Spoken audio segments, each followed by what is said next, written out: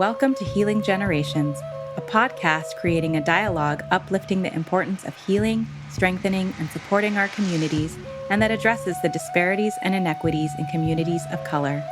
Healing Generations is brought to you by the Healing Generations Institute, a collaborative initiative of the National Compadres Network and the Brotherhood of Elders. Be sure to subscribe to stay up to date on our new releases. I want to say welcome to all of you. We want to welcome you to today's podcast, Healing Generations podcast, that is part of the Healing Generations Institute. And we feel so honored, so blessed that you've chosen to join us today. I want to begin by thanking the Creator and really acknowledging all the ancestors of all people, of all races, of all ways, of all roots, and invite them to come sit with us today, sit with us during this conversation and guide this presentation so that whatever comes out, whatever's shared is done in a good way, and whatever you need to hear, you'll hear in a good way. We want to acknowledge all of your ancestors, wherever you are from your roots, and some of us have 2 or 3 roots, that we have grandparents and great-grandparents and ancestors way back. Let's acknowledge them and bring them into this thought energy, spirit process too. As we focus on healing generations of pain and trauma and injustice, and as we lift up the generational medicine that we all have in us, that have come through our ancestors, come through our culture, come through our spirit that way. And with that, I'm very, very pleased to have with us today, a brother, a colleague, homie that we go way back, man. We go way back doing this work, and my brother Ernest McMillan is with us today, and I've known him for many, many years, and we've done some tremendous work together. But Ernest by himself has been a leader, an advocate, a staunch social justice mover and shaker, and just a really upstanding individual, who in all the work that I've done with him has always been a man of integrity, with a lot of honor and with a lot of fight, for justice for people. So I want to welcome Ernest today and allow you to welcome the audience. Thank you, Maestro. I'm just delighted and honored and very pleased to be with you today and in this conversation. My respect for you goes way back as well. The work we've done together, I think, encompasses maybe 20 years or so. Yes. And we've hit many cities together, Albuquerque, Atlanta, places like that, and joining conventions and helping to find ways we can improve the struggle to uplift young men and families to be more whole and more involved with each other's lives and hopefully being more engaged in their own communities in positive ways. So I respect your work, and I'm honored to be called on to be a part of this series of podcasts you've had. I've seen the listed person. I had the opportunity to listen to some of the conversations. And so I feel deeply moved to be invited to join that tradition you set up, and hope I can fulfill our conversation's desires and goals and objectives. I just want to invite all the people to just relax with us, to take a deep breath as well, to get fully in this moment as you can. I'm struggling myself to be a part of this, not thinking about the tomorrow or the next minute or the past, and just trying to relax in right here, right now, in this room, in this conversation with a beloved brother. So I'm just pleased to have this opportunity to do so. I've lit a couple candles in my house today, honoring my ancestors, as I do every day. And I'm just pleased to have this, as you say, their presence with us today. Yes. We'll get into a little bit about my history and my ancestors, but right now I just want to say thank you for this opportunity. I just feel challenged in a way, relaxed in another way, and honored in another way. It's all rolled into one rolling ball here. To be a part of this conversation.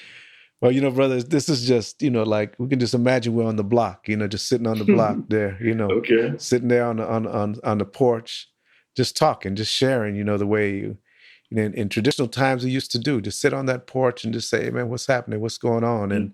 And one thing leads into another, and so this is that conversation that for many of us, this society has tried to stop us from speaking, stop us from sharing, stop us from interacting and engaging with each other, because they knew wisdom would come through.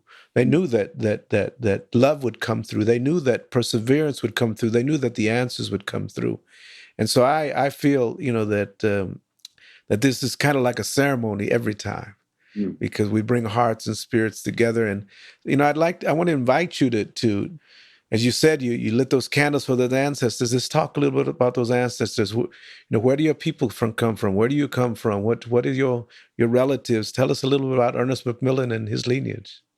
Well, I'm the third generation born free in this country, politically, legally free. My great-grandfather was the first generation to emerge from enslavement. And he came out of East Texas in a rural area. And that's my father's side of the family.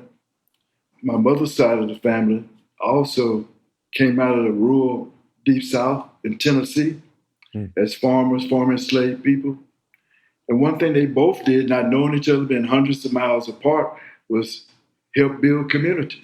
And some of the first thing they did was create space on the land to grow food, to build places for education for their children, to build businesses, to begin to exchange merchandise and goods and services, and to build churches.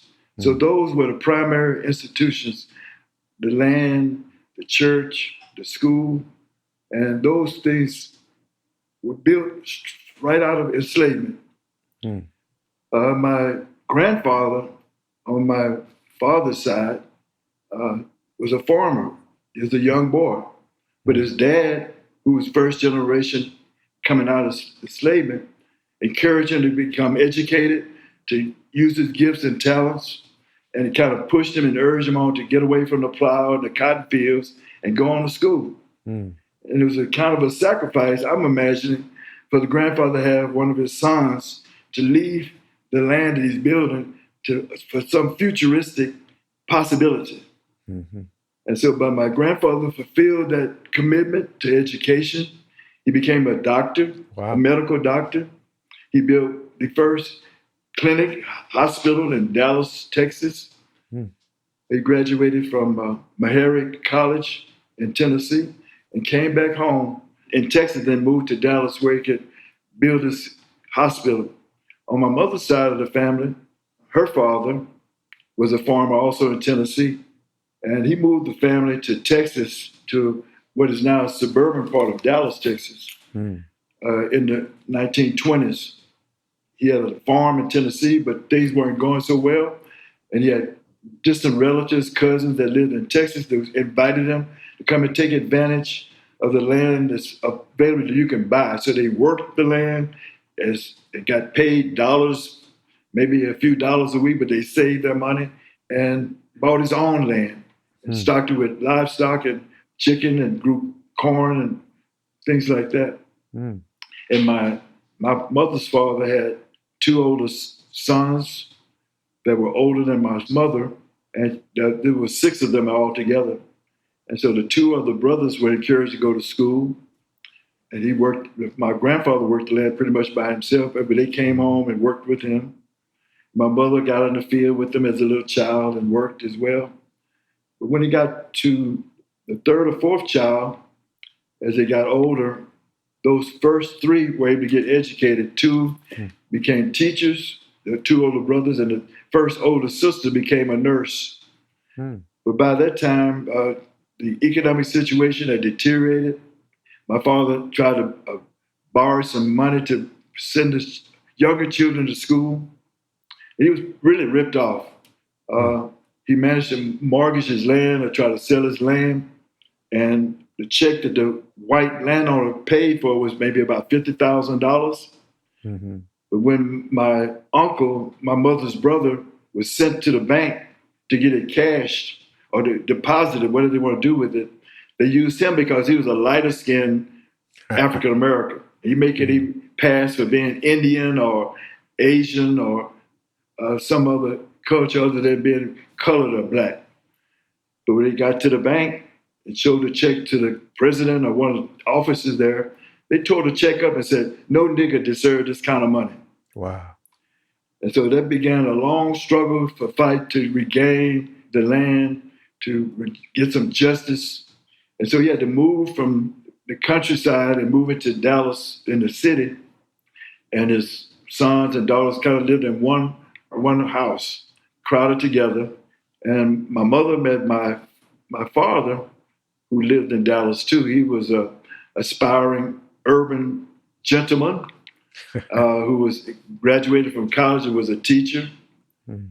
And my mother's an attractive woman. She had a twin sister. The two of them were very attractive women. And her older brother told him, "You better choose one of these guys coming by trying to date you. You got to get one of them, but get the rest of them out of here." And so she chose my dad. And they got married. She was at the age of 18. So it was a kind of a union of a sort between a rural family and an urban family merging as one. Mm-hmm. And I grew up in a neighborhood in North Dallas, which was called Freedman's Town. It was the oldest black settlement for black people in that area. And I felt like I was in a cocoon or just a safe place. All the neighbors knew each other, helped each other. I couldn't get away with anything sinful or illegal or mischievous. I would be reported immediately. We had everything we needed was there. Grocery stores, library, parks, black-owned businesses like restaurants and shoe shops and tailors and food markets and things like that. So it was a pretty self-sustaining neighborhood. I never had to go out of it for anything. I went from elementary school to middle school to high school within a 1.5 mile radius of each other. So that neighborhood was kind of like protecting me from this world outside. I knew of signs that said colors only or white only. I knew of bus signs that said you were assigned to seat in a certain area. But we were pretty much insulated from that in many ways. Having an intact community. The church I went to was right down the street. The school I went to was right in the neighborhood. The teachers lived in the neighborhood. The principal lived in the neighborhood. The postal workers, the bankers, all these folks lived in the same neighborhood, shoulder to shoulder. So I felt that kind of security and love and caring growing up, despite what was going on outside. Yeah. But as I got older, I had to venture out to find work and so forth. That became head-on, face-to-face with the racism. And I could see in people's eyes and how we were treated. If you went downtown to buy some groceries or some clothes, some shoes, you couldn't try them on. You had to buy them as they are. You couldn't sit at the coffee counter and drink coffee alongside. So all these things I was beginning to see. And then the injustices that were going on in the neighborhood or around were also horrific. One in particular was a young man by the name of Tommy Miller, who was accused of raping a white woman and killing her. He had strong evidence from his family, from his job site, that he was nowhere possibly he could be near this place where she was attacked and raped. But the district attorney took the case himself, Henry Wade, and made sure he was found guilty, despite all the counter evidence that showed he was even not possible for him to be there. So on the day he was electrocuted, I was 13 years old. Wow. The whole neighborhood started at a standstill. Everybody knew at a certain hour he would be electrocuted. So these were kind of things I was seeing and feeling and facing around the same time. Emmett Till was killed in Mississippi. Many of you heard of a young man who was simply by saying something that was considered impolite, was beaten, dragged, and burned and thrown into the river in Mississippi. So all these kind of things were going on around me too. I grew up with a kind of a fantasy mentality of wanting to be a soldier, want to be a fighter and a soldier in the military. And we used to play soldiers from little toy soldiers to actually getting BB guns and sticks and pellet guns, things like that, and organizing teams to go to war against each other down the street in the alley along Turtle Creek Boulevard, which was about half a mile away. So we would play set up ambushes in the forester area of Turtle Creek and do things like that. So I had this kind of mentality of want to be a soldier. And even through my high school years, I became involved in the ROTC. I became an instructor colonel, or the head of the drill team.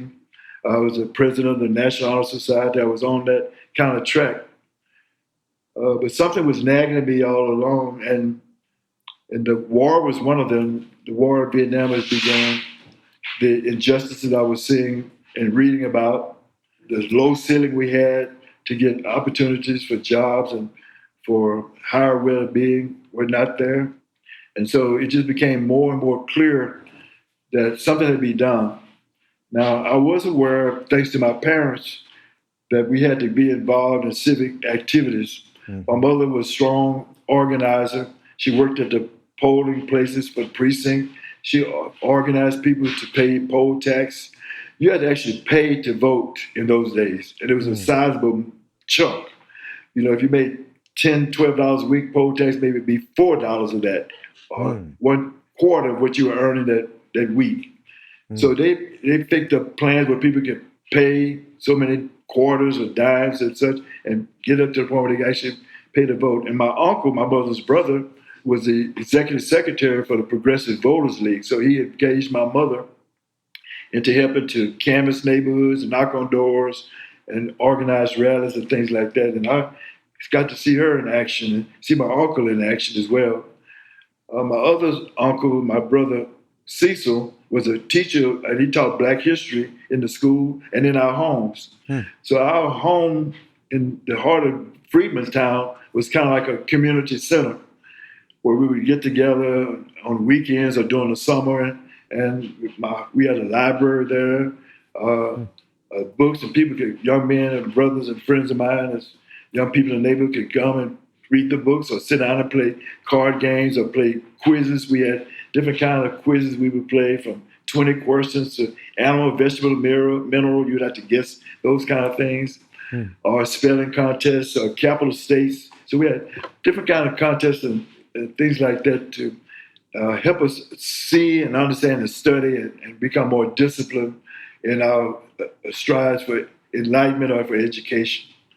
You know, let me mention something to you that really strikes me that I don't think many people realize or understand, is that, you know, out of working, first of all, coming out of enslavement and then working in those fields, you know, I would imagine the woundedness and the trauma of living during that era and of experiencing all that would just tear you up and damage you. But what it appeared like that happened in your community and your family and in the community there is they persevered and they built a community in which you all could be safe. The rest of the world wasn't safe, but they built a community. Not only a community, they built, it seemed like, whole educational system, development system, rites of passage, accountability system in which there was a whole neighborhood of extended kinship that contributed, you know, to the development of each other. And you know, and that's the history. Those are the stories. Those are the aspects of African-rooted people that we never hear about, that we never hear the stories and hear the legacies and hear the history of what your people have done and have rooted in order that, you know, the next generation of children could have a better chance, you know. So I wanted to stop and just acknowledge your ancestors and acknowledge, you know, your community. For in spite of what was going on the outside of that, you know, the racism and the oppression and the terrible atrocities that were going on, that, you know, a group of people still persevered, you know, and laid that groundwork for Ernest McMillan, you know, to do what you needed to do, you know. So I just wanted to take a moment just to stop and acknowledge those ancestors and your relatives and your community for doing all that it could to persevere that way. I'm wondering within that, because it seems like I feel like it was these two sides. There was these blessings of living in a community that supported you and loved you and acknowledged you and taught you and of course made you accountable, and then there was this other part that was must have been the story that you tell about the community almost standing still and stopping when the electrocution of this 13-year-old boy must have been, painful and riveting to the community spirit. And what does that do to a boy like you that was almost a similar age, So I'm wondering if you can share a little bit about what were those values and traditions and maybe spiritual practices that kept you all intact, that kept you, moving in spite of the tremendous pain and woundedness that was all around you. What were those? What was taught to you? What was given to you? What was shown to you that helped you stay strong and stay rooted? Yeah, that's an important question I'm still discovering today. Yeah, those answers to that. I can piece a lot of it together, hopefully, and be able to articulate it to where you maybe understand it. But I was raised with a family that said to me, in the face of all of this shame or humiliation of not feeling worthy, of not feeling equal to anybody else because of the color of your skin, their response with me was, don't just sit there, do something. It was like, what are you going to do about it? So that was our response. Now, my father was a pastor of a church. My mother was a first lady of a church, but she didn't play those politics with that. And so my dad was more of a pastor than a preacher. He loved to help people and talk about things without having to raise his voice, scream and shout, and just make the lesson speak for itself, so to speak. So growing up with a strong church background, but that was rooted not in the sectarian or classical ways you can see the church, but more of a teaching church. And a mother who said, that's all good, but it's beautiful poetry. It's a lot of nice little stories in the Bible, but you got to read beyond these things as well. And my father was more of more conservative at that point, because he really took it hard. But what was passed on to us was that you are protected, that God goes before you, you are his people. So those kind of things would always kind of trickle down. And also the work ethic part too, about do something about it. So those kind of two legs I was standing on, so to speak. Yeah. Don't just sit there moaning and groaning, do something about it. And don't try to just remember the hard part, but try to let it go. That's what my mother would tell me.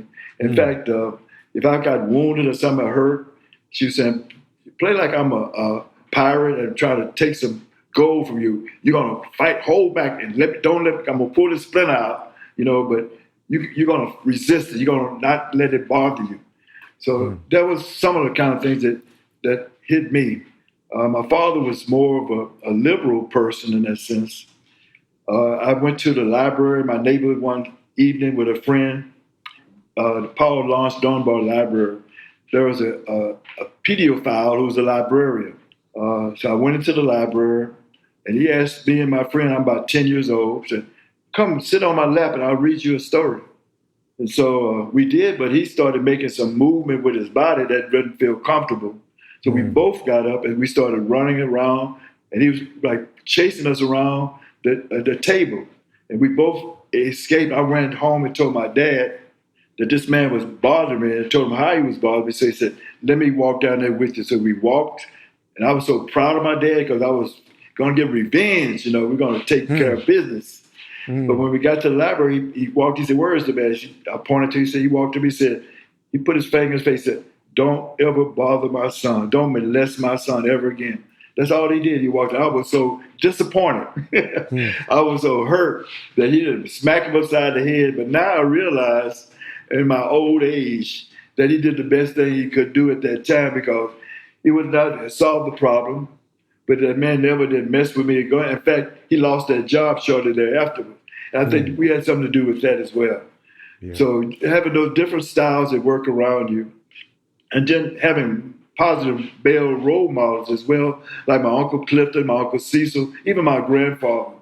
I'm just looking back and thinking about it. 1918 in Dallas, Texas, there was a wave of race riots going on.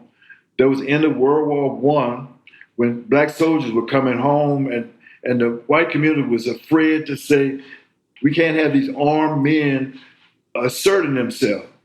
So you had the Ku Klux Klan rising up in Dallas in that time of year.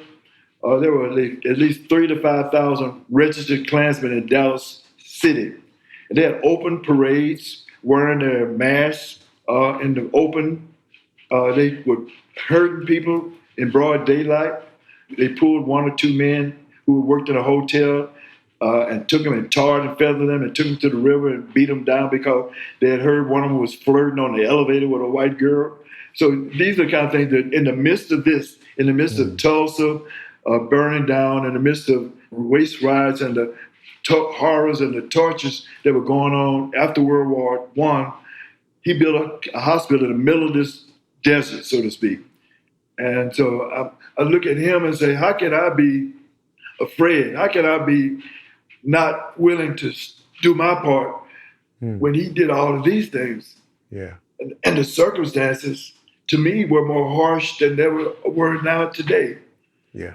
So I get my inspiration from my uncles and my grandfather and some of these young men that were in my neighborhood too, who went to war in Vietnam and didn't come home.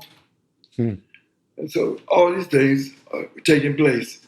One thing that happened special to me was I was won a scholarship to Prairie View A&M University, a all-black college in Houston, Texas, for the summers for the National Science Foundation. And that was eye-opening to me. I learned about the modern concepts of matter. I learned about how you can make change, the nature of energy, the nature of chemical and physics changes. And it really instilled something to me that there is possibility of change, that nothing ever really dies. It only transforms its form, and it's never destroyed. So those kind of things started clicking in me at the same time. I was beginning to explore and disengage from the military life, began to become a rebel against the war in Vietnam, so to speak. And as I graduated from high school in 1963, it was a hot summer. That was the same summer where the girls were blown up in the church in Birmingham, Alabama, where Medgar Evers was shot dead in his driveway by a sniper at night, where the Birmingham Rebellion had reached the highest points of mass movement that I'd ever seen before. The March of Washington was being organized. So I went from Dallas, Texas to Atlanta, Georgia in 1963, and I ran into this hotbed of activity that was taking place, demonstrations, protests, and the university itself was another oasis. It was a place where Martin Luther King had graduated from. It was considered the Harvard of the South in a way. And so, but it was divorced from the lower class, quote unquote, black community. The men of Morehouse were considered elite of some sort. And so I began to drift away from that campus culture and drift more to the street culture. And I ran into an organization called the Student Nonviolent Coordinating Committee. And that was in the fall of 1963, after Kennedy was killed, which was a traumatic event to the world. And since I was from Dallas where Kennedy was killed, I was considered the assassin. You know, they looked for me and said, we're going to get that nigger from Dallas because Kennedy was killed in Dallas. So those are the kind of dynamics going on around me. And I got involved with the Student Nonviolent Coordinating Committee. I met people like Jim Foreman, John Lewis, Julian Bond, people like that. And I asked them to join They said, I'm too young to join. You have to get your parents' permission to join. My mother and my father separated. My mother was in Dallas. My dad was in Atlanta. And I went to him first. He said, it's too dangerous. We don't want to see you do it. You're going to sacrifice your education, do something stupid like this. But after we talked a little longer, he said, look, if this is really, really what you want to do, if this is what your heart calling you to do, go for it, do it. But you got to talk to your mother first before I even sign anything. Mm-hmm. So I talked to my mother on the phone, long distance, and she basically warned me about the dangers and all, but she kind of let down the temperature a little bit and said, if this is really what your heart is calling you to do, then I'll support you. And so that began a whole new life for me. SNCC was an organization that was not a membership organization, not a membership paid members, but made up of 125 to 150 field staff persons who were paid $9 a week to do dangerous work throughout the Deep South. And I became a field secretary after some orientation and training and moved in that direction, doing voter education, community organizing in Southwest Georgia and Alabama and Mississippi from 1963 to 1966, so to speak. And so that's when I really had my dose of education that I never would have learned in college or sitting beside a television set or just reading books. Yeah. So it just gave me a new eye-opening look at the world. Well, you know that in addition, you are part of that history. You are that history that because you experienced and you saw and you felt injustice and hate, you know. But it's interesting again how you go to your mom and your dad, and even though part of them saying no, you need to do this. Mm-hmm. They listen to their spirit and they say, son, this is part of your sacred purpose, go and do it. And, you know, and that's the part of the Ernest McMillan that I know, because, you know, for the years that we were working involved, you know, a lot with working with men and boys of color, you know, I saw that and felt that sense of justice and the real strength of wanting to help this next generation of young men, you know who they really were, have dignity for who they were, and lift up the sense of equity that needed to happen. Can you talk to us a little bit about your work? Because, you know, when I met you, we were doing work with fatherhood and men and boys of color and trying to really bring a sense of cohesiveness to the movement of men and boys that, you know, and we know the treatment, especially of Black and brown, you know, men and boys in this country, and we recognize the woundedness, but we also recognize the potential there. So can you share a little bit about that work? Because, you know, you were deep in that. Yeah, that work took place in Houston, Texas. After I graduated from the civil rights movement, so to speak, because in 1965, 66, people were saying, we're free now. We got the Voter Rights Act. We got the Civil Rights Act of 64, the Voter Rights Act of 65. So all you SNCC workers, if you want to go back to school, we'll give you a scholarship to go back. So the National Council of Negro Women provided scholarships for SNCC field secretary to get back to their education. And so I went back to Texas, and through a long course of weird events, I ended up kicked out of school and working in the anti-war movement in Dallas. It became a whole strenuous thing, leading to arrests and to becoming a fugitive and being in prison for a number of years. But then when I got out of prison, I said, I'm going to go start fresh, my life fresh. And I looked at the map. I said, it's got to be in the South, maybe Atlanta, New Orleans, or Houston. So I kind of gravitated to Houston because they're the largest African-American population in the Deep South. There was a history of struggle there. People like Mickey Leland, Congressman Mickey Leland, and the Texas Southern University's brothers struggled, and those kind of things led me to come to Houston. And I gravitated to an organization called the Shape Community Center and became a youth coordinator there, working with young people. We started a drug prevention program and so forth. And then it became apparent to me that we started a group called the Black United Front.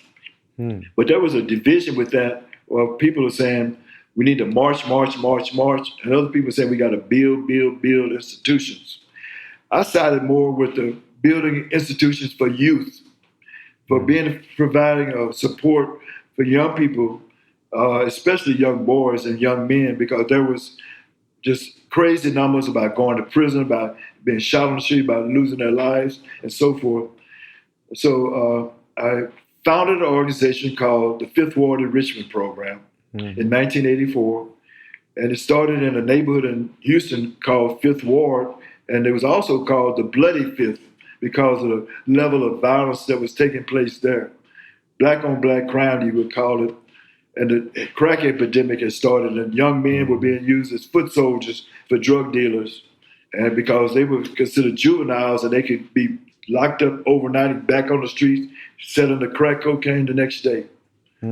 So those were the kind of things we were facing, that it seemed to be no one responding to that. Right. There was one young man named Olympia Coleman. I just want to highlight him. He was in the eighth grade at Fleming Middle School. He was a star quarterback, but his mother was a crack addict and his dad was nowhere to be found. And for him to buy tennis shoes or lunch, he decided he needed to sell some drugs to do that.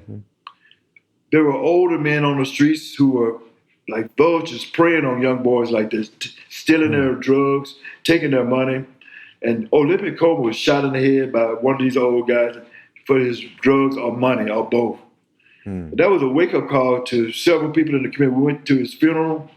I sat beside Congressman Mickey Leland at that time. He said, God is telling us something. We need to do something more. So Fifth Ward Richmond already has begun, and we were doing good things, but we moved into a whole nother gear by trying to find ways we could engage young men and finding other ways to make a living, for begin to navigate their lives in healthier patterns, and to deepen that struggle and deepen our relationships with them.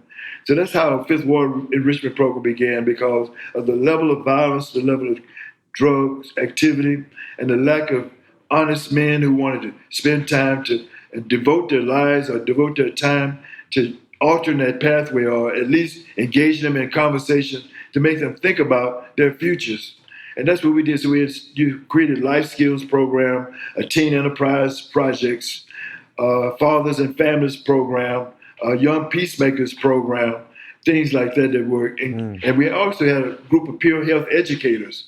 We trained them to be able to understand what it takes to fight sexually transmitted diseases, and to be able to counsel people on the spot, on the street corner, anywhere, of how to protect themselves and how to stop living those kind of really dangerous kind of lifestyles.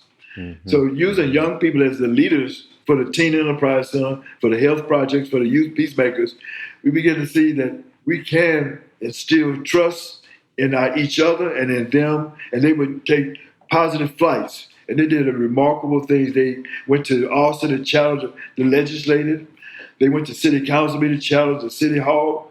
And they fought on the street corners to organize against drug addiction by organizing marches against drugs on their own. So this is just reinforcing the power of this kind of relationship of boys and men with positive energies working together can be able to create new pathways. So that's what we were doing from 1984 to 2005. And today I'm proud to say that organization is still alive, still well, still doing those same things. They've only just branched out even more. They don't limit themselves to Fifth Ward. They call themselves the Community Empowerment Engine. So they're doing a lot of good things there.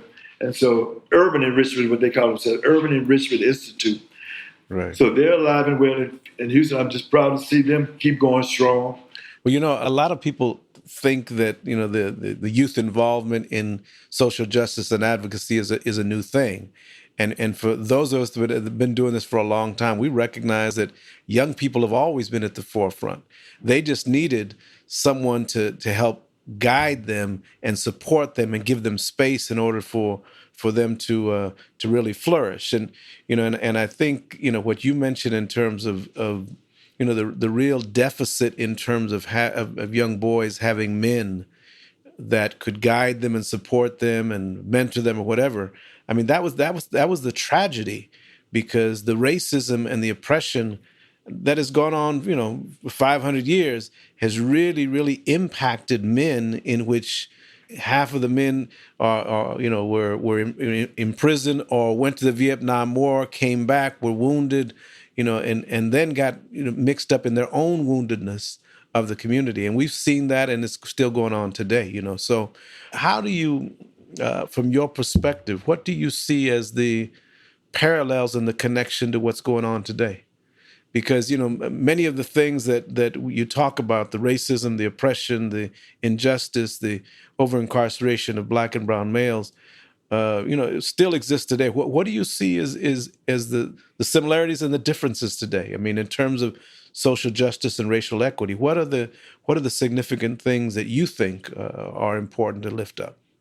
Well, I think that courage and that audacity and that fire among young people is still there. It's a little oftentimes misdirected toward negative behaviors. But I've also seen, especially over the last 2 years with the Black Lives Matter movement, we're seeing how over 500 cities, young people led the way in raising consciousness and seeking new public policy changes and institutional changes, as well as mindset changes to engage communities wholesale. A lot of that was based on this emotional energy, and I'm happy to see that there are some organizations that are still doing the work of organizing. It may be quiet, it's not on the news, but I'm in Albuquerque, New Mexico now. I've seen some groups like Southwest Organizing Project, La Placitas Institute, people like organizations like that are invested in the community, invested in building youth options and alternatives and empowering youth to take on the world and giving them the support they need to go forward. So there's been some sparks.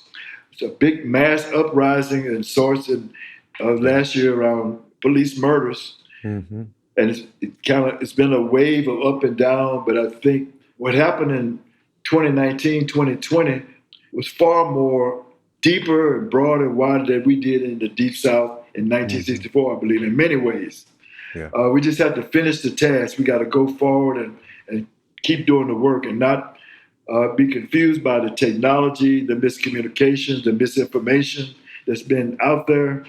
The pandemic is facing us. The global climate change and is facing us head on. And I see sparks, some young people here and there, but I want to see groups like those grassroots organizations that Sneak built in the 60s. I want to see something like that replicated around the country, passed on and built and nurtured. And I think the way we can do that is just get in the streets, getting out there and finding youth where they are and starting where they are. Not starting where we want them to be, but finding out where they are and starting, let that be the starting point for moving forward and being there, not just as a teacher, but also as a learner, working side by side with them, listening as well as teaching. And I think they can teach us much, and we can learn much from them as well. So it has to be a two-way street. Right. It can't be us up here and them down here, and they are beholden to us. And we have to allow them to fail and grow and learn from their mistake. Someone said this, if you're lucky, your heart would break. I didn't understand it for a while, but now I begin to understand that you got to get out there sometimes and you learn the hard way. And then sometimes it will open you up to becoming looking at other possibilities of looking where you stand, what you gained from what knowledge you gained gleaned from that. So it's all a process of ups and downs, getting hurt, knocked, but getting back up again and again. So I think I see that spirit alive. It's a flicker in some areas, but it's there, and it can be nurtured and grow and expand, become a prayer fire.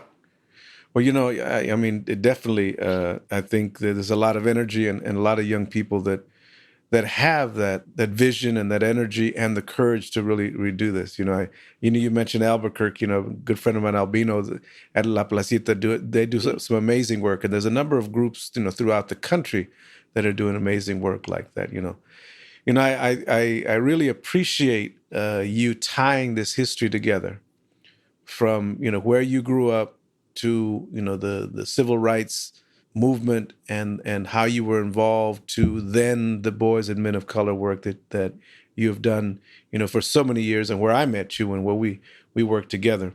As we close today, I want to really turn to you as an elder and as a wisdom keeper and as a Baba. Because as you mentioned, a lot of young boys don't have their father, their grandfather around. They've been taken by the injustice and by the criminal injustice system and have been, wounded and destroyed and some killed. So they don't have older men to talk to them. So I want to invite you to share some counsel, to share some advice. What would you tell this younger Ernest McMillan? What would you tell this younger young man that is looking for some guidance from an older Baba, an older elder, about how to live life, how to persevere through life, how to heal your wounds, along the way, but how to be a part of this movement? What would you share in terms of counsel and advice from an elder to that next generation? I'm waiting on a call right now for one young man in Houston, Texas, who grew up through the Fifth Water Enrichment Program. He may be in his late 30s, early 40s now, live in that same community, became well respected by thug life, became a leader of cross-section of people, that's a natural leader. His past has kind of caught up with him now.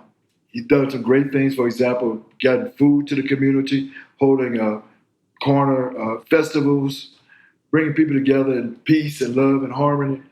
But to survive, he's had to make some unpopular choices, some dangerous choices that led him to confront the system and be locked up. And so trying to escape that and let his true side come out of helping and serving the communities is a conflict, because you have to survive, you want to live, you want to feed, you want to have a family. But how can you do that in this system with an X on your back, being an ex-con? So the choices are narrow. There's a couple of organizations, a couple of brothers in Houston who said, we'll help him. We'll give him a second chance. But it's easier said than done. So it's a struggle, conversation needs to take place, and trust has to be built so people see you not just pimping or playing on somebody's life. And so I hope this young man will call me, because he led a big rally of community uplift in the city, in that neighborhood. But there's been a tug at him to, a dark side has emerged too. So he has to kind of back away and submerge himself, so to speak, hide in a way, because if he doesn't, he'll be going back to prison. So I'm trying to let him know that we got his back, that we're not disappointed in it, we're not considering him a failure, that life has its ups and downs, we're going to go through some things, but we're with you to the end. We'll be by your side. We'll give you support. If you face up what you got to do, whatever you need, we want to provide it. So there's a network of young brothers and older men and women who are genuinely committed to serving the community. And they're willing to stand by this young man. And I think this is in every city. That's right. Every nook and cranny. We got natural leaders who are, the community is first, and they put themselves second or third, and they're willing to help others. So I want to encourage these young people out there who may be feeling that they are lost, or they have no choices in life, that they got to do the wrong to survive, that we got their back. We're going to help them. We're going to get through this together. We have to create some enterprises. We've got to devote some skills, training. We've got to provide some technical support, all these kind of things as well. But we got those networks. They're there. And we got this broken system of communicating right now. And we have kind of a separate tracks, it seems.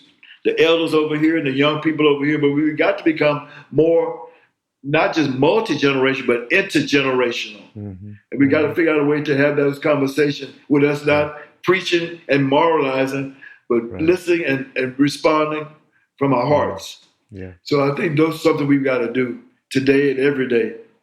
You know, I appreciate your words, because I think what I what I really heard you say is not to the young people, but it's really to the older folks that's saying that, you know, we need to step up. Yeah. The older men in the community, first of all, need to get our stuff right. We need to heal our own wounds. Yeah. We need to live those values of honor and of dignity, you know, and of service. And then we need to make ourselves available to that next generation. Let them know that we are here. Let them know that we got their back. Let them know that we are there to help them heal and help them persevere and help them find their sacred purpose. So I believe that your counsel was really to the older, you know, maybe that elder and elder even age, because we need those babas. We need the elders still to come through and share their knowledge and share the history and share the experience, but also to share the spirit and share the traditions and the healing, you know, ways that way, you know, and with that, Brother Ernest, I just want to thank you, you know, for your journey. I want to thank your elders and your ancestors for embedding in you this tremendous spirit of helping others, of reaching out to others, of being an example to others, of doing for others, as your mother would say, you got to do something here, right? I want to really thank you for not giving up, because I know this was not an easy journey. And you're a man that speaks truth. You're a truth teller. And people don't like truth tellers, not in this society. But as long as I've known you, you've been a truth teller. But also you are somebody that people can count on. You know, that when you give your word to something, you're there. And so I want to thank you for all that sacrifice and for that example, you know, that you have given over all these years, you know, and really appreciate you and ask Creator and the ancestors to bless you and your relatives and all that you do. And you still got more to do. You ain't through yet, right? You still got more to do, you know. And you know, and I appreciate you, Ernest, for you know, the more that you're going to do. Because I know, you know, Ernest McMillan isn't through yet, you know. Thank you. You have some final words, brother? No, I just want to say, let's stay connected. Let's continue to share and work together. It's been a long gap between times we talk and meet. I want to encourage us to find a way to break that pattern and get more involved with each other, if possible. I know life, wherever we are, we're doing what we can do, but I want to find a way we can stay connected. But bless you, and thank you for giving me an opportunity to share and to learn from you as well. Thank you, brother. You know, I want to thank the audience that is listening today. You know, we just had a conversation right here on the porch. You know, with a brother of mine, with a friend of mine, with a colleague, with somebody that I respect very much. You know, and this is what can happen when you realize this is part of who we really are. You know, people from many roots come together with the same purpose and the same love for people and honor of people of all ways. You know, I want to thank you all for listening and encourage you to do your part, to step forward, to speak the truth, but also to reach out to that next generation, because we have a lot of young people that are looking for someone just to acknowledge them, someone just to embrace them just the way they are, someone to guide them, but also someone to learn and listen from them, because this next generation has so much to teach us and so much to encourage us along the way. You know, I want to thank you for listening and encourage you to, you know, write a review, send us some reflections, but share this podcast with others. You know, it's really part of this journey and part of our life purpose, really, to heal generations, but also to lift up the medicine. And the medicine sometimes is just in a dialogue, just in some words, just in some phrasing, just in the blessing that we heard today from our brother Ernest McMillan. May you all be blessed and have a wonderful day. Classico Madre. Ashe. For more information about Healing Generations and the Healing Generations Institute, visit nationalcompadresnetwork.org and be sure to subscribe to stay up to date with our new releases.